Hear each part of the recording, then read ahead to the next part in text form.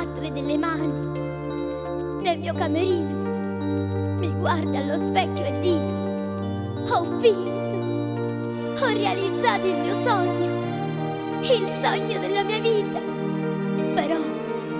Però non sono contenta, se manco qualcosa.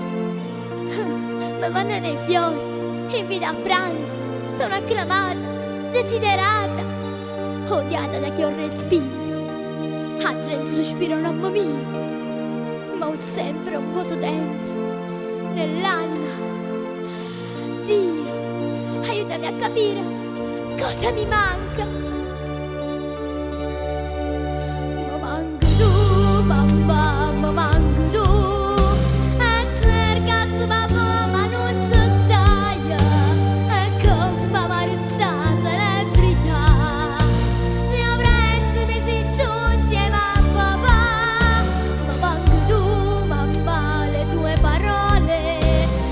Che hanno trasferito ancora.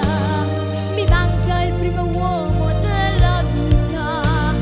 Ma manca tu papà, non so bugia. Che strano, mi sa che sta gente mancano proprio loro, che sono che più importante.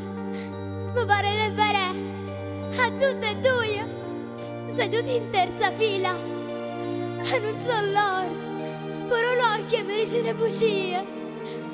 Mamma, in questa mia lettera ho voluto descriverti le mie sensazioni, le mie emozioni, le mie speranze, in parte appagate e in parte deluse, perché tu non ci stai, e insieme a te non ci sta papà. Ma dimmi tu, a che mi serve questa celebrità?